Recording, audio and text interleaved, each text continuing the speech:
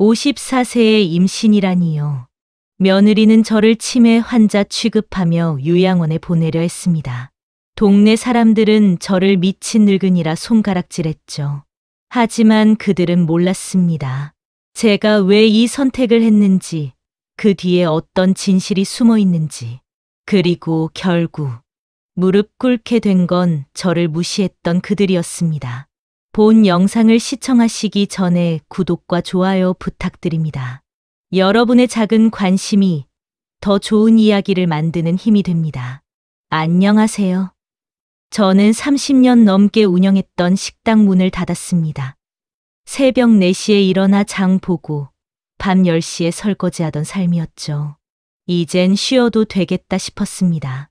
남편이 세상을 떠난 지 3년. 혼자 살기엔 이 집도 이 건물도 너무 컸습니다. 조용히 정리하고 싶었죠. 그런데 며느리의 생각은 달랐습니다. 어머니, 식당 그만두시면 이 건물명에 저희 쪽으로 옮기시죠. 아파트 대출도 갚아야 하고 애들 학원비도 만만치 않아요. 며느리는 늘 그랬습니다. 말끝마다 돈 얘기, 재산 얘기. 저를 볼 때마다 눈에 계산기가 돌아가는 게 보였죠. 처음엔 참았습니다. 아들이 좋아하는 사람이니까요. 하지만 시간이 갈수록 며느리의 태도는 노골적으로 변했습니다. 어머니는 학교도 제대로 못 나오셨잖아요. 요즘 세상에 그런 식으로 사업하시면 안 돼요. 그 옷 좀 버리세요. 시장 아줌마도 아니고 애들이 할머니 촌스럽다고 부끄러워해요. 말 한마디 한마디가 비수처럼 꽂혔습니다. 저는 제 손으로 이 모든 걸 읽었습니다. 남편이 사업 실패로 빚더미에 앉았을 때도 새벽같이 일어나 국물 우리고 반찬 만들어 가족을 먹여 살렸죠. 아들 대학 보내고 딸 지영 결혼시키고 이 건물까지 마련한 게 다 제 손으로 번 돈이었습니다. 그런데 이제 와서 촌스럽다고요? 그날 저녁 가족 식사 자리를 마련했습니다. 아들과 며느리, 그리고 딸 지영까지. 식탁에 둘러앉은 4사람. 김치찌개 냄새가 방 안을 가득 채웠죠. 맛있게 드세요. 제가 밥그릇을 내려놓는 순간 며느리가 먼저 입을 열었습니다. 어머니, 진지하게 말씀드릴 게 있어요.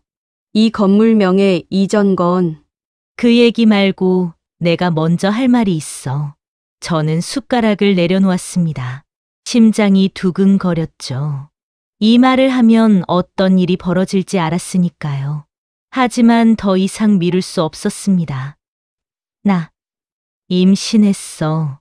식탁 위로 정적이 흘렀습니다. 아들의 숟가락이 바닥에 떨어졌습니다. 며느리의 얼굴이 굳어졌죠. 지영이 제 손을 꽉 잡았습니다. 엄마, 그게 무슨... 들은 그대로야. 나 임신했어. 며느리가 비웃듯 웃었습니다. 어머니, 장난 너무 심하신 거 아니에요? 54세가 무슨 임신이에요? 장난 아니야. 그럼 치매 아니고 뭐예요? 아니, 솔직히 요즘 어머니 행동 좀 이상하셨잖아요. 며느리의 목소리가 날카로워졌습니다. 아들은 그저 당황한 얼굴로 저와 며느리를 번갈아 볼 뿐이었죠. 치매라면 저는 조용히 하지만 단호하게 말했습니다. 그 아이 심장 소리가 들릴 리가 없겠지. 며느리의 얼굴에서 혈색이 사라졌습니다. 지영이 눈물을 글썽였죠. 아들은 입을 벌린 채 얼어붙었습니다. 저는 자리에서 일어났습니다. 천천히 생각해. 나는 이만 들어갈게. 그날 밤 방문 너머로 들리는 며느리의 목소리가 귓가를 때렸습니다. 당신 어머니 완전히 돌아버린 거 아니야? 54세가 임신이라니. 은주야, 일단 진정하고. 진정하라고. 동네 망신이 어떻게 될지 생각 안 해? 저는 이불을 머리끝까지 덮었었습니다. 가슴이 답답했죠. 하지만 멈출 수 없었습니다. 이미 시작된 일이었으니까요. 이 선택이 옳은지, 제가 지금 제대로 가고 있는 건지 확신할 수 없었습니다. 다만 한 가지는 확실했습니다. 이 아이를 지켜야 한다는 것. 그게 제가 엄마로서 할 수 있는 마지막 일이라는 것. 다음 날부터 동네가 들썩였습니다. 시장 입구에만 가도 수군거리는 소리가 들렸죠. 저 사람 54세 임신했다며? 아이고, 나이 들어 정신이 오락가락하나 봐. 장사하느라 고생하더니 결국 저렇게 되네. 채소 가게 아주머니가 동정 어린 눈빛으로 저를 쳐다봤습니다. 분씨, 요즘 몸 좀 어때? 병원은 다녀왔어? 네, 괜찮아요. 괜찮긴. 54세 임신이 말이 돼. 그거 착각 아니야? 갱년기 증상이랑 헷갈린 거 아니고? 저는 웃으며 대꾸하지 않았습니다. 설명해봤자 믿지 않을 테니까요. 슈퍼 앞을 지나는데 동네 아줌마 셋이 수군거렸습니다. 며느리가 그러는데 시어머니가 요즘 완전 이상해졌대. 그러게, 임신이라니. 폐경도 한참 지났을 텐데. 치매 초기 증상 아닐까. 우리 엄마도 그랬거든. 황당한 말 막 하고. 귀를 막고 싶었습니다. 하지만 저는 그냥 걸었습니다. 등 뒤에서 쏟아지는 시선을 느끼면서요. 집으로 돌아오니 며느리가 거실에 앉아 있었습니다. 화장을 진하게 하고 향수 냄새가 코를 찔렀죠. 어머니, 잠깐 앉으세요. 며느리의 목소리는 차갑고 날카로웠습니다. 오늘 동네에서 무슨 소리 들었는지 아세요? 사람들이 우릴 완전 웃음거리로 만들고 있어요. 그건 내 책임이 아니야.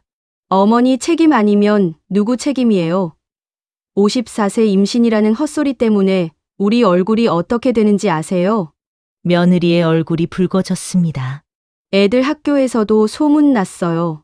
할머니가 정신이 이상해졌대요. 우리 아이들이 얼마나 놀림받는지 아세요? 그건 그만하세요. 제발. 며느리가 한숨을 쉬었습니다. 그러고는 아들을 쳐다봤죠. 아들은 어색하게 고개를 숙였습니다. 어머니, 병원 한번 가보시죠. 제대로 된 검사 좀 받으시고. 검사는 이미 받았어. 그게 아니라 정신과 쪽으로요. 순간 귀를 의심했습니다. 정신과라고요? 며느리가 아들 옆으로 다가가 팔짱을 꼈습니다. 당신도 그렇게 생각하지? 어머니가 요즘 너무 이상하잖아. 아들은 눈을 피했습니다. 제 눈을 마주치지 못했죠. 엄마, 우리도 걱정돼서 그래. 한 번만 가보시면 안 될까? 가슴이 무너졌습니다. 제 아들이 저를 미친 사람 취급하는 순간이었으니까요. 나는 멀쩡해. 그럼 증명해 보세요. 며느리가 비웃듯 말했습니다. 54세 임신이 말이 된다고 생각하세요? 상식적으로? 저는 입을 다물었습니다. 설명할 수 없었죠. 아직은요. 알았어. 병원 가지. 그날 밤 방문을 잠그고 혼자 앉아 있었습니다. 가슴이 답답했습니다. 며느리의 목소리가 계속 귓가에 맴돌았죠. 정신과 치매. 이상해졌다. 휴대폰을 꺼내 딸 지영에게 문자를 보냈습니다. 지영아, 괜찮니? 답장은 금방 왔습니다. 엄마, 미안해. 나 때문에 이렇게 되는 것 같아서. 아니야. 엄마가 선택한 거야. 엄마, 그만둬. 제발. 못 멈춰. 이미 시작했어. 문자를 보내고 휴대폰을 내려놓았습니다. 창밖으로 달빛이 흘러 들어왔죠. 고요한 밤이었습니다. 하지만 제 마음은 태풍이 몰아치는 것처럼 어지러웠습니다. 다음 날 아침, 며느리가 병원 예약을 잡았다고 말했습니다. 내일 오전 10시요. 꼭 가셔야 해요. 알았어. 그리고 어머니, 며느리가 제 손을 잡았습니다. 차가운 손이었죠. 만약 정말로 문제가 있으면 요양원도 생각해 봐야 할 것 같아요. 요양원. 그 단어가 귀에 박혔습니다. 며느리의 눈빛에서 계산하는 기색이 역력했죠. 저는 고개를 끄덕였습니다. 그래, 알았어. 며느리는 만족스러운 표정을 지었습니다. 마치 승리한 사람처럼요. 하지만 며느리는 몰랐습니다. 제가 이미 다 준비해뒀다는 걸요. 이 모든 게 계획의 일부라는 걸요. 그날 밤, 저는 서랍 깊숙이 숨겨둔 서류 봉투를 꺼냈습니다. 병원 진단서, 임신 확인서, 그리고 녹음기. 손가락이 떨렸습니다. 이제 곧 모든 게 시작될 거였습니다. 진실이 드러나고 거짓이 무너지는 순간이요. 저는 봉투를 다시 서랍에 넣고 불을 껐습니다. 어둠 속에서 천장을 바라보며 생각했습니다. 조금만 더 참아. 조금만 더. 병원 가는 날 아침이었습니다. 며느리는 일부러 회사 휴가를 냈습니다. 저를 병원에 데려가는 게 그렇게 중요한 일이었나 봅니다. 어머니, 준비되셨어요? 응. 차 안은 조용했습니다. 아들은 운전대를 잡고 있었고 며느리는 조수석에서 휴대폰만 들여다봤죠. 저는 뒷좌석에 앉아 창밖을 바라봤습니다. 거리에 사람들이 지나갔습니다. 저마다의 삶을 살아가는 사람들이요. 저처럼 비밀을 품고 사는 사람도 있을까요? 병원에 도착했습니다. 하얀 건물, 소독약 냄새, 복도를 오가는 사람들. 며느리가 접수를 했습니다. 정신건강의학과 예약했어요. 정분. 접수 직원이 저를 쳐다봤습니다. 동정 어린 눈빛이었죠. 저는 그저 의자에 앉아 기다렸습니다. 벽에 걸린 시계의 소리만 째각째각 울렸습니다. 며느리가 제 옆에 앉으며 속삭였습니다. 어머니, 의사 선생님한테 솔직하게 말씀하셔야 해요. 우리 다 어머니 위해서 하는 거예요. 위해서라고요? 가슴이 답답했습니다. 이건 저를 위한 게 아니었습니다. 며느리 자신을 위한 거죠. 진료실 문이 열렸습니다. 정부님, 들어오세요. 저는 일어섰습니다. 며느리도 따라 들어오려 했지만 의사가 손을 들었습니다. 보호자분은 밖에서 기다려주세요. 며느리의 얼굴이 굳었습니다. 하지만 어쩔 수 없이 밖에 남았죠. 진료실 안은 아늑했습니다. 의사는 50대 중반쯤 되어 보이는 남자였습니다. 부드러운 눈빛이었죠. 김 원장이라는 이름표가 달려 있었습니다. 앉으세요. 오늘 무슨 일로 오셨어요? 며느리가 데려왔어요. 제가 이상하다고요. 어떤 점이 이상하다고 하던가요? 54세에 임신했다고 했더니 치매라고 하더라고요. 김 원장이 펜을 멈췄습니다. 눈을 들어 저를 쳐다봤죠. 임신이요. 네, 혹시 확인은 해보셨나요? 저는 가방에서 서류 한 장을 꺼냈습니다. 산부인과 진단서였습니다. 김 원장이 서류를 받아들었습니다. 눈이 커졌죠. 이게 진짜예요. 임신 12주 차요. 김 원장은 잠시 말이 없었습니다. 서류를 꼼꼼히 읽더니 저를 다시 쳐다봤습니다. 이건 대리 임신인가요? 네, 제 딸을 위한 거예요. 따님이 불임이에요. 자궁 적출 권유까지 받았어요. 김 원장이 고개를 끄덕였습니다. 그래서 어머니께서 네, 내가 낳아주기로 했어요. 침묵이 흘렀습니다. 김 원장은 천천히 숨을 내쉬었죠. 정분 씨, 이건 의학적으로 가능은 하지만 위험 부담이 상당합니다. 알아요. 54세 고령 임신은 다 각오하고 시작한 일이에요. 김 원장이 저를 가만히 쳐다봤습니다. 그 눈빛에는 존경과 걱정이 섞여 있었죠. 그럼 왜 여기 오신 겁니까? 며느리가 절 요양원에 보내려고 해요. 치매 진단서가 필요한가 봐요. 김 원장의 얼굴이 굳어졌습니다. 그건 선생님, 제가 부탁이 있어요. 저는 가방에서 또 다른 서류를 꺼냈습니다. 변호사 박미선의 명함과 함께요. 이분한테 연락 좀 해주세요. 제가 만약 억지로 어디 보내지면요. 김 원장이 서류를 받았습니다. 고개를 끄덕였죠. 알겠습니다. 제가 도와드릴 수 있는 건 하겠습니다. 감사해요. 그때 진료실 밖에서 며느리의 목소리가 들렸습니다. 작지만 또렷했죠. 전화 통화하는 소리였습니다. 네. 변호사님. 오늘 진단서 받으면 바로 진행할 수 있죠?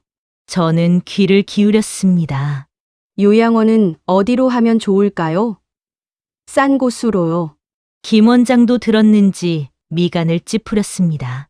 정분 씨, 잠깐만요. 김 원장이 진료실 문을 살짝 열었습니다. 며느리의 목소리가 더 선명하게 들렸죠. 어머니 재산 정리하면 우리 빚부터 갚고 애들 학원도 더 좋은데 보낼 수 있잖아요. 김 원장이 문을 닫았습니다. 저를 쳐다보는 눈빛이 달라졌죠. 정분 씨, 녹음기 갖고 계세요?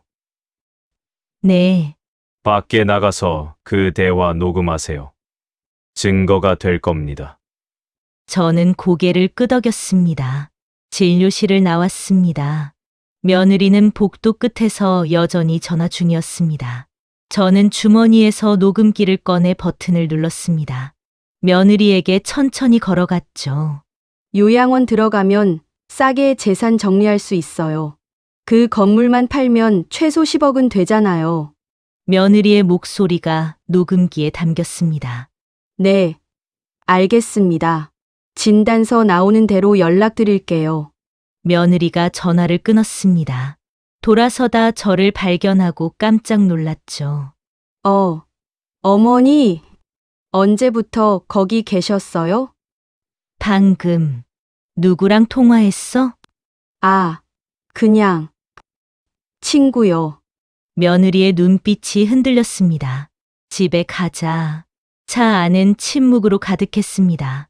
하지만 이번엔 제가 여유로웠습니다. 녹음기 안에 모든 증거가 담겨 있었으니까요. 며느리의 본 모습이요. 집에 도착하자마자 방으로 들어갔습니다. 녹음 파일을 변호사에게 보냈죠. 박 변호사님, 증거 보냅니다. 답장이 금방 왔습니다. 완벽합니다. 이거면 충분해요. 저는 침대에 누웠습니다. 배를 쓰다듬었죠. 얘야, 조금만 기다려. 엄마가 다 해결할게. 며칠 후 아들과 며느리가 거실에 앉아 있었습니다. 식탁 위에 서류 뭉치가 놓여 있었죠. 어머니, 잠깐 앉으세요. 며느리의 목소리는 평소보다 차분했습니다. 하지만 눈빛은 냉랭했죠.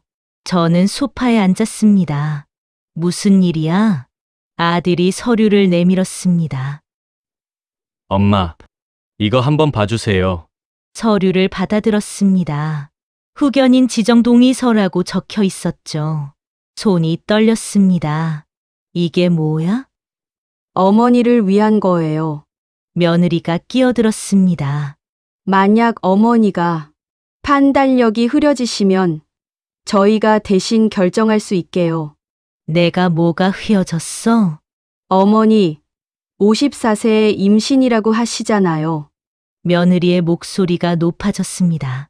그게 정상이라고 생각하세요? 정상이야. 의학적으로 가능해. 그래도 이건 아니잖아요. 제발 정신 차리세요. 며느리가 책상을 탁 쳤습니다. 아들은 그저 고개를 숙이고 있었죠. 민수야. 제가 아들을 불렀습니다. 너도 이렇게 생각하는 거야? 아들은 눈을 들지 못했습니다. 엄마, 우리도 걱정돼서 그래. 만약을 위해서. 만약이 아니야. 너희가 내 재산을 노리는 거잖아. 며느리의 얼굴이 붉어졌습니다. 재산이요? 웃기시네요. 우린 어머니 걱정해서 이러는 거예요. 걱정이면 병원비 대주고 식사 챙겨주지. 왜 후견인 서류를 들이밀어? 어머니가 잘못된 결정하실까 봐요. 잘못된 결정이라니? 이 집 팔고 건물 팔고 그러시면 어떡해요? 며느리의 본심이 드러났습니다. 결국 재산이었죠. 저는 주머니에 손을 넣었습니다. 녹음기 버튼을 눌렀죠. 그래서 나를 요양원에 보내려는 거야? 그게 어머니한테도 좋아요. 전문가들이 돌봐주고 요양원 들어가면 재산 정리하기 쉽지? 며느리가 멈칫했습니다. 무슨 소리예요?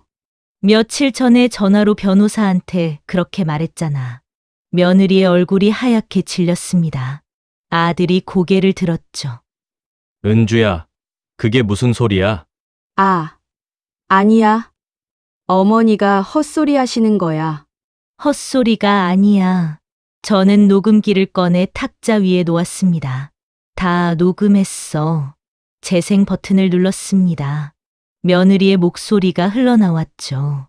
요양원 들어가면 싸게 재산 정리할 수 있어요. 그 건물만 팔면 최소 10억은 되잖아요. 아들의 얼굴이 굳어졌습니다. 며느리는 입을 벌린 채 얼어붙었죠. 이게 어떻게... 더 있어. 저는 다른 파일을 재생했습니다. 며느리가 아들에게 속삭이던 목소리였습니다. 당신 어머니 요양원 보내면 우리 아파트 대출 갚고 애들 학원도 더 좋은 데 보낼 수 있어. 빨리 후견인 서류 만들어. 아들이 벌떡 일어났습니다. 은주야, 이게 대체 뭐야? 여보, 나는 우리를 위해서. 우리를 위해서 엄마를 요양원에 보내는 게? 아들의 목소리가 떨렸습니다. 며느리가 울먹이기 시작했습니다. 여보, 우린 돈이 필요했잖아. 어머니 재산이 그냥 묶여 있는 것보다. 닥쳐. 아들이 소리쳤습니다. 처음 보는 모습이었죠. 엄마, 미안해요. 나는 몰랐어요. 알았어, 민수야. 저는 서류를 찢어버렸습니다. 다시는 이런 거 들고 오지 마. 며느리가 바닥에 주저앉았습니다. 울고 있었죠. 하지만 저는 동정심이 들지 않았습니다. 이건 시작일 뿐이었습니다. 더 큰 폭풍이 올 거였습니다. 며느리는 포기하지 않았습니다. 일주일 후 또 다른 병원 예약을 잡았죠. 어머니, 이번엔 꼭 가셔야 해요. 또? 네, 제대로 된 검사 받으셔야 해요. 아들은 이번엔 따라오지 않았습니다. 며느리 혼자 저를 데려갔죠. 병원은 이전보다 더 큰 곳이었습니다. 대학병원이었죠. 며느리가 접수를 하고 진료실로 들어갔습니다. 의사는 30대 여자였습니다. 날카로운 인상이었죠. 어떤 증상이 있으신가요? 며느리가 먼저 대답했습니다. 어머니가 54세에 임신했다고 주장하세요. 의사가 저를 쳐다봤습니다. 정말 그렇게 생각하세요?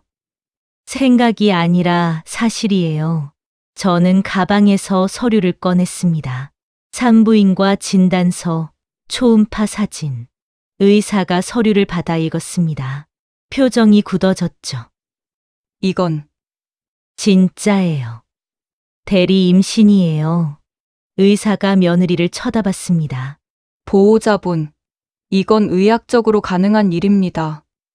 하지만 이상하잖아요. 며느리가 항변했습니다. 54세에 누가 임신을 해요? 드물지만 가능합니다. 의사가 단호하게 말했습니다. 정분 씨는 치매가 아닙니다. 며느리의 얼굴이 일그러졌습니다. 다시 검사해 주세요. 제대로 된 검사요. 더 이상의 검사는 필요 없습니다. 의사가 진단서를 작성하기 시작했습니다. 정상 소견입니다. 며느리가 의사의 손을 잡았습니다. 선생님, 제발요. 어머니가 정말 이상해요. 놓으세요. 의사가 손을 뿌리쳤습니다. 환자는 정상입니다. 더 이상 할 말씀 없으시면 나가주세요. 며느리는 할 말을 잃었습니다. 진료실을 나왔죠. 복도에서 며느리가 전화를 걸었습니다. 변호사님, 안 됐어요. 의사가 정상이래요. 잠시 침묵이 흘렀습니다. 다른 방법이요? 어떤 방법이요? 며느리의 목소리가 낮아졌습니다. 저는 멀리서 지켜봤죠. 며느리가 무슨 계획을 세우는지 알 것 같았습니다. 하지만 저도 준비가 돼 있었습니다. 집으로 돌아와 변호사에게 전화를 걸었습니다. 박 변호사님, 며느리가 다른 수를 쓸 것 같아요. 어떤 수요? 잘 모르겠지만 포기하지 않을 거예요. 알겠습니다. 제가 준비하겠습니다. 언론에 공개할 준비도 해주세요. 지금요? 아직은 아니에요. 하지만 곧 필요할 거예요. 전화를 끊고 창밖을 바라봤습니다. 해가 지고 있었습니다. 붉은 노을이 하늘을 물들였죠. 폭풍 전의 고요함 같았습니다. 곧 모든 게 터질 거였습니다. 진실이 세상에 알려지는 순간이요. 저는 배를 쓰다듬었습니다. 조금만 더 기다려. 곧 끝날 거야. 며칠이 지났습니다. 집안 분위기는 얼어붙었죠. 며느리는 저를 쳐다보지도 않았습니다. 아들은 어색하게 중간에서 눈치만 봤고요. 그날 아침, 저는 병원에 갔습니다. 혼자서요. 김 원장 선생님이 저를 반갑게 맞아줬습니다. 정분 씨, 어떻게 지내세요? 괜찮아요. 오늘은 부탁드릴 게 있어서 왔어요. 무엇입니까? 임신 확인서 공식 서류로 하나 덧대주실 수 있어요? 그리고 선생님 소견서도요. 김 원장이 고개를 끄덕였습니다. 물론이죠. 근데 왜 갑자기요? 곧 필요할 것 같아서요. 김 원장은 더 묻지 않았습니다. 서류를 출력해줬죠. 정분 씨, 조심하세요. 며느리분이 포기하지 않을 것 같은데요. 알아요. 그래서 준비하는 거예요. 병원을 나와 변호사 사무실로 향했습니다. 박미선 변호사가 저를 맞이했습니다. 40대 중반쯤 되어 보이는 여자였습니다. 날카로운 눈빛에 단호한 말투였죠. 정분 씨, 준비 다 됐어요? 네, 저는 가방에서 서류들을 꺼냈습니다. 임신 확인서, 초음파 사진, 김 원장의 소견서, 그리고 녹음 파일들. 박미선이 서류를 하나하나 검토했습니다. 완벽하네요. 이 정도면 충분해요. 언론 공개는 언제 할 수 있어요? 원하시는 대로 하시면 됩니다. 근데 확실하세요? 네, 언론에 나가면 돌이킬 수 없어요. 알아요. 박미선이 고개를 끄덕였습니다. 그럼 제가 언론사 몇 군데 접촉해 놓겠습니다.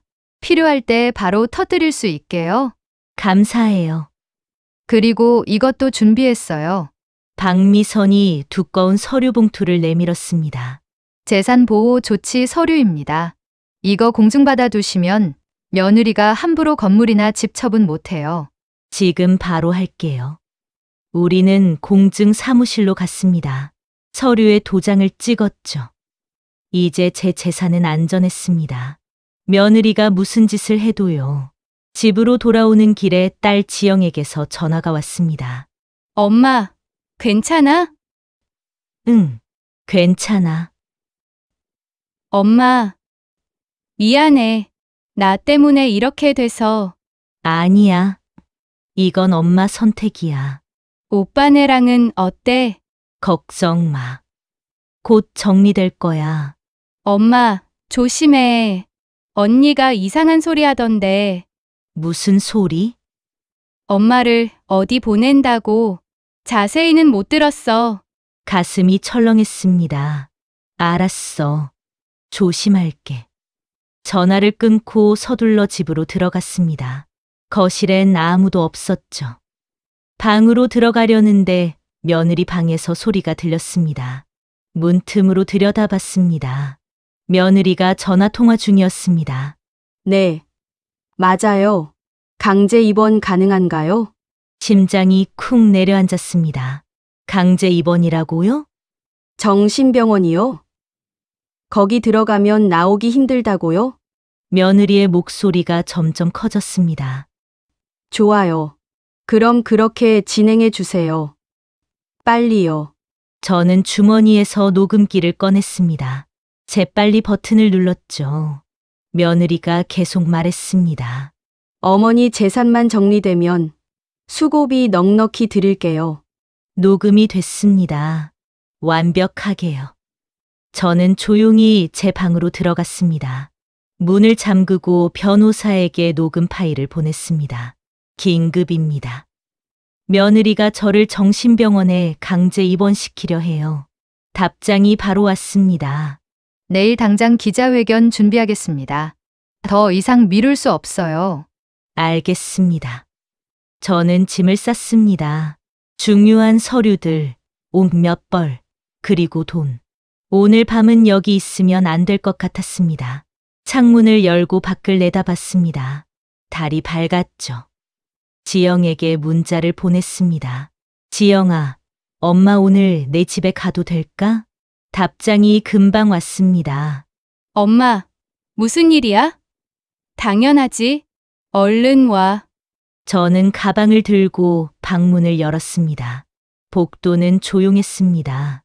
거실을 지나 현관으로 향했죠. 어디 가세요? 며느리의 목소리가 등 뒤에서 들렸습니다. 저는 돌아봤습니다. 며느리가 팔짱을 끼고 서 있었죠. 잠깐 나갔다 올게. 이 밤에요? 짐까지 들고? 딸 집에 좀 다녀올 거야. 안 돼요. 며느리가 문을 막아섰습니다. 어머니는 여기 계셔야 해요. 비켜. 싫어요. 우리는 서로를 쳐다봤습니다. 긴장이 흘렀죠. 그때 아들이 현관문을 열고 들어왔습니다. 무슨 일이야? 여보, 어머니가 집 나가시려고 해. 엄마, 어디 가세요? 지영이네 집. 왜 갑자기요? 저는 아들을 똑바로 쳐다봤습니다. 민수야. 내 아내가 나를 정신병원에 강제 입원시키려고 해. 아들의 얼굴이 굳었습니다. 무슨 소리예요? 다 녹음했어. 변호사랑 통화하는 것도. 며느리의 얼굴이 하얗게 질렸습니다. 아들이 며느리를 돌아봤습니다. 은주야, 이게 사실이야? 나는 어머니를 위해서. 정신병원에 가두는 게 나를 위하는 거야? 제 목소리가 떨렸습니다. 너희가 원하는 게 재산이면 다 줄게. 그냥 나 좀 내버려둬.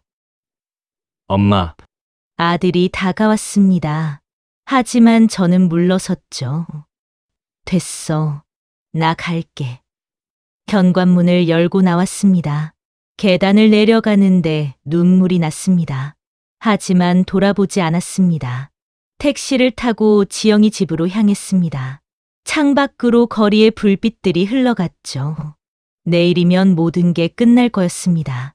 진실이 세상에 알려지는 날이요. 다음 날 아침이었습니다. 지영이 아침을 차려줬습니다. 엄마, 진짜 오늘 할 거야? 응, 무섭지 않아? 무섭지. 근데 해야 해. 오전 10시 변호사 사무실에서 기자회견이 열렸습니다. 기자들이 6명 정도 왔죠. 작은 회견이었습니다. 하지만 충분했습니다. 안녕하세요. 저는 정분입니다. 저는 마이크 앞에 섰습니다. 손이 떨렸지만 목소리는 또렷했습니다. 저는 54세에 임신을 했습니다. 기자들이 웅성거렸습니다. 제 딸이 불임입니다. 저는 딸을 위해 대리 임신을 선택했어요. 카메라 플래시가 터졌습니다.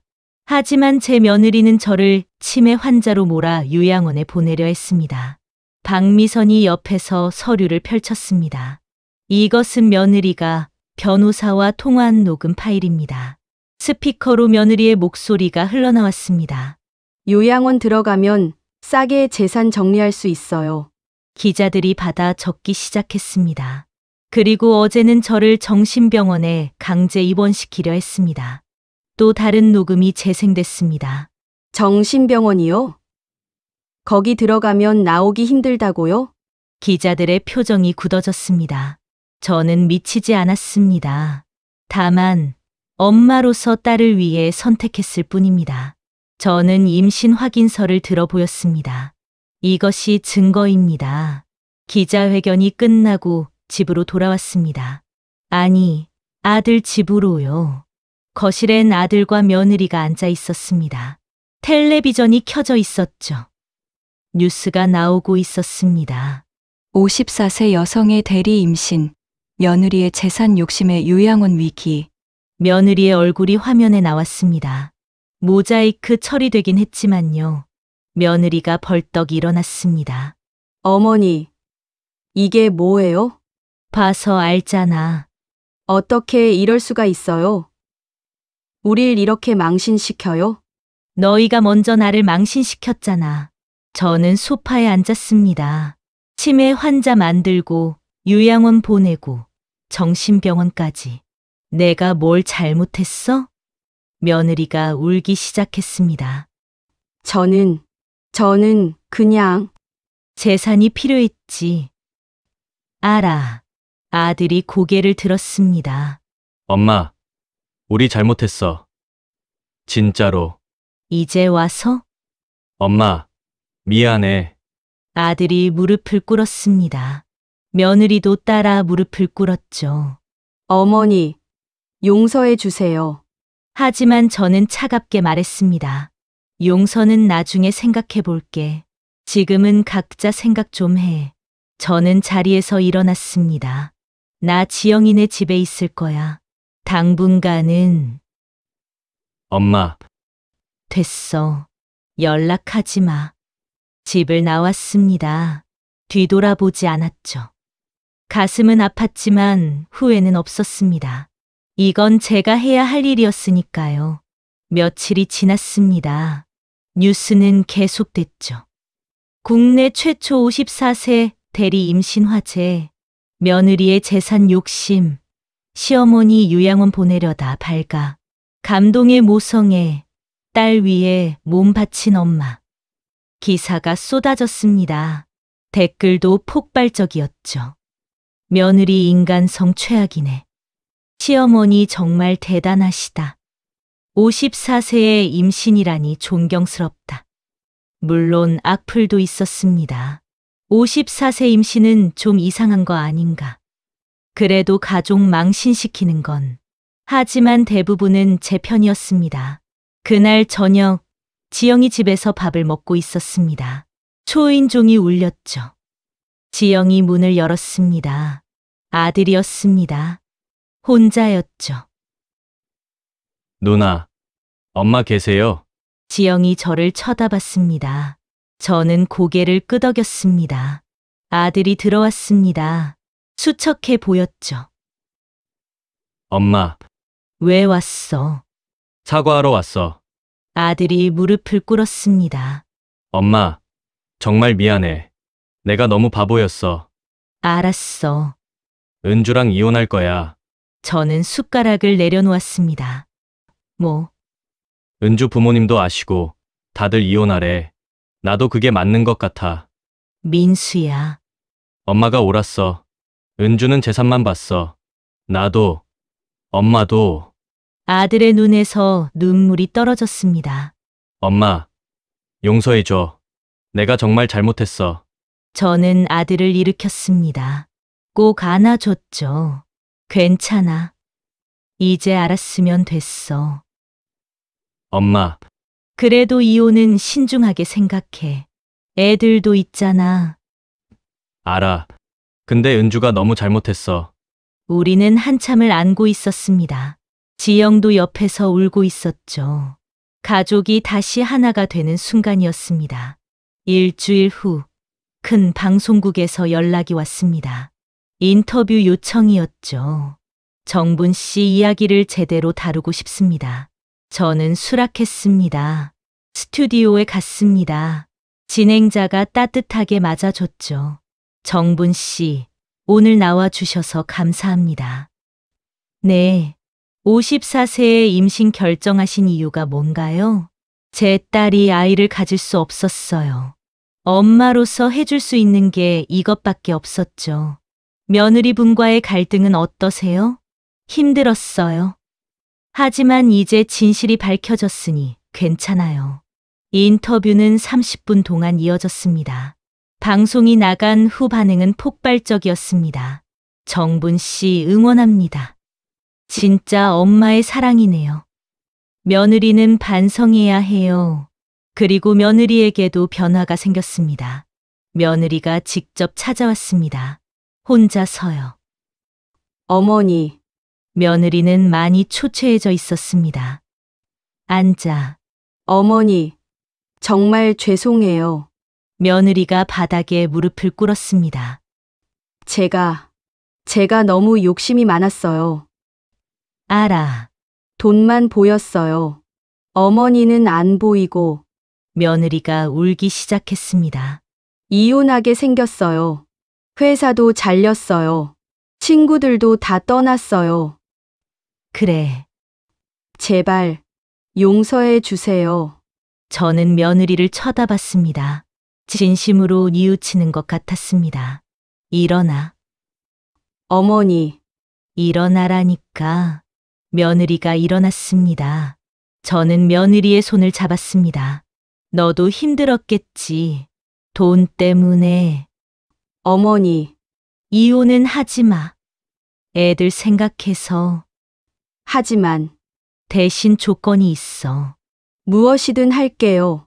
다시는 내 재산 얘기 꺼내지 마. 그리고 나 임신한 거 인정해. 며느리가 고개를 끄덕였습니다. 알겠습니다. 그리고 마지막. 저는 며느리의 눈을 똑바로 쳐다봤습니다. 나를 다시는 무시하지 마. 며느리가 깊게 고개를 숙였습니다. 죄송합니다. 정말 죄송합니다. 며느리와의 관계는 천천히 회복됐습니다. 완전히 예전으로 돌아갈 순 없었지만요. 그래도 며느리는 변했습니다. 더 이상 재산 얘기를 하지 않았습니다. 저를 대하는 태도도 공손해졌죠. 어느 날 며느리가 반찬을 해왔습니다. 어머니, 이거 드세요. 내가 만들었어? 네. 임산부한테 좋다고 해서요. 저는 놀랐습니다. 며느리가 처음으로 제 임신을 인정한 순간이었으니까요. 고마워. 아니에요. 제가 해야죠. 며느리가 부엌에서 설거지를 하기 시작했습니다. 예전엔 상상도 못할 일이었죠. 아들도 자주 찾아왔습니다. 엄마, 병원 모시고 갈게. 괜찮아. 혼자 갈 수 있어. 아니야. 내가 모셔야지. 가족이 다시 가까워졌습니다. 물론 완전히 예전 같진 않았습니다. 금이 간 그릇은 아무리 붙여도 흔적이 남으니까요. 하지만 그래도 괜찮았습니다. 우리는 노력하고 있었으니까요. 임신 7개월이 됐을 때였습니다. 배가 많이 나왔죠. 거리를 걷는데 사람들이 쳐다봤습니다. 저분이 그 유명한 54세에 임신하신 분이잖아. 대단하시다. 어떤 사람들은 응원을 해줬습니다. 힘내세요. 아기 건강하게 낳으세요. 하지만 어떤 사람들은 여전히 비난했습니다. 나이도 생각 안 하고 아이한테 미안하지도 않나. 저는 신경 쓰지 않았습니다. 제 선택이었으니까요. 병원에서 정기검진을 받았습니다. 의사가 말했습니다. 아기 건강해요. 어머니도 컨디션 좋으시고. 다행이네요. 54세 고령 임신치고는 정말 잘 버티고 계세요. 해야죠. 이 아이 때문에. 초음파 화면을 보는데 눈물이 났습니다. 작은 심장이 뛰고 있었습니다. 이 생명을 지켜낸 거였습니다. 집으로 돌아오는 길에 며느리에게서 전화가 왔습니다. 어머니, 저녁 제가 차릴게요. 집에 오세요. 알았어. 집에 도착하니 식탁이 차려져 있었습니다. 아들과 며느리, 그리고 지영까지. 엄마, 앉으세요. 무슨 날이야? 그냥 엄마랑 같이 저녁 먹고 싶어서. 우리는 둘러앉아 밥을 먹었습니다. 오랜만에 느끼는 평화로움이었죠. 며느리가 먼저 입을 열었습니다. 어머니, 다시 한번 사과드려요. 됐어. 이제 그만. 아니에요. 제가 정말 잘못했어요. 며느리의 눈에 눈물이 고였습니다. 저는 돈만 봤어요. 어머니의 마음은 보지 못했죠. 알아. 이제 알았으면 됐어. 앞으로는 잘할게요. 진심으로. 저는 며느리의 손을 잡았습니다. 같이 잘 살자. 며느리가 고개를 끄덕였습니다. 그날 밤 우리는 오랫동안 이야기를 나눴습니다. 웃기도 하고 울기도 했죠. 가족이 다시 하나가 되는 시간이었습니다. 비록 상처는 남았지만요. 그래도 우리는 앞으로 나아가고 있었습니다. 출산 예정일이 다가왔습니다. 임신 9개월. 배가 많이 무거웠죠. 하지만 마음은 가벼웠습니다. 곧 만날 수 있을 테니까요. 어느 날 새벽 진통이 시작됐습니다. 저는 지영을 깨웠습니다. 엄마, 괜찮아? 병원 가야 할 것 같아. 우리는 서둘러 병원으로 갔습니다. 아들도 며느리도 함께 왔죠.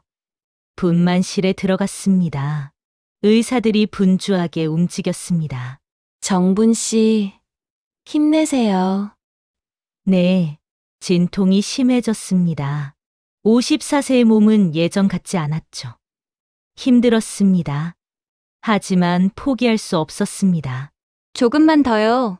조금만 더 힘내세요. 저는 온 힘을 다해 밀어냈습니다. 그리고 아기의 울음소리가 들렸습니다. 건강한 여자 아기입니다. 간호사가 아기를 제 품에 안겨줬습니다. 작고 따뜻했습니다. 눈물이 주르륵 흘렀습니다. 안녕. 내가 그 아이구나. 아기가 눈을 떴습니다. 맑은 눈동자였죠.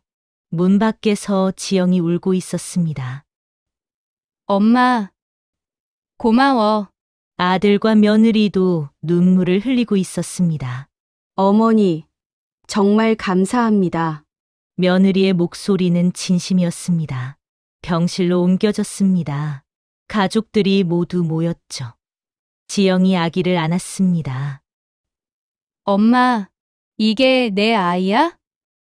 그래, 내 딸이야. 이름은 뭐로 할까? 내가 지어. 지영이 아기를 내려다봤습니다. 소망이. 엄마의 소망으로 태어났으니까. 좋은 이름이네. 며느리가 꽃다발을 들고 왔습니다. 어머니, 정말 수고하셨어요. 고마워. 제가 정말 바보였어요. 며느리가 또 울기 시작했습니다. 이렇게 큰 사랑을 못 알아봤어요. 됐어. 이제 다 끝났어. 저는 창밖을 바라봤습니다. 햇살이 따뜻했죠. 새로운 시작이었습니다. 며칠 후 퇴원했습니다. 집으로 돌아왔죠. 아들이 식당을 다시 열었습니다. 엄마, 제가 식당 운영할게. 너가? 네. 엄마가 평생 하신 일인데 제가 이어야죠. 며느리도 식당을 도왔습니다. 어머니, 제가 홀 볼게요. 변화는 계속됐습니다. 우리 가족은 다시 하나가 됐죠. 물론 완벽하진 않았습니다. 가끔 며느리와 어색한 순간도 있었고요. 하지만 우리는 노력했습니다. 서로를 이해하려고요. 그리고 소망이는 건강하게 자랐습니다. 지영이가 엄마 역할을 했고요. 저는 할머니가 됐죠. 비록 제가 낳았지만요. 100일이 됐을 때 작은 잔치를 열었습니다. 가족들만 모였죠. 정분 씨, 정말 대단하세요. 김 원장 선생님도 오셨습니다. 선생님 덕분이에요. 아니에요. 정분 씨 용기 덕분이죠. 잔치가 끝나고 혼자 소망이를 안고 있었습니다. 소망아, 할머니가 이렇게 나았단다. 소망이가 방긋 웃었습니다. 세상은 할머니를 미쳤다고 했어. 하지만 할머니는 알았지. 이게 사랑이라는 걸. 눈물이 났습니다. 하지만 행복한 눈물이었습니다. 해가 저물고 있었습니다. 노을이 하늘을 물들였죠. 며느리가 차를 가져왔습니다. 어머니, 차 드세요. 고마워. 어머니, 왜? 제가 진심으로 반성하고 있어요. 앞으로 잘할게요. 알아. 믿어. 며느리가 웃었습니다. 진심 어린 미소였죠. 우리는 함께 노을을 바라봤습니다. 새로운 시작이었습니다. 상처는 있지만 우리는 앞으로 나아가고 있었습니다. 그리고 저는 알았습니다. 나이는 숫자일 뿐이라는 걸요. 사랑은 모든 걸 이길 수 있다는 걸요. 세상은 저를 이상하게 봤습니다. 54세 임신이라니 말도 안 된다고 했죠. 며느리는 저를 치매 환자로 만들어 요양원에 보내려 했습니다. 동네 사람들은 손가락질했고요. 하지만 저는 멈추지 않았습니다. 딸을 위해, 태어날 아이를 위해요.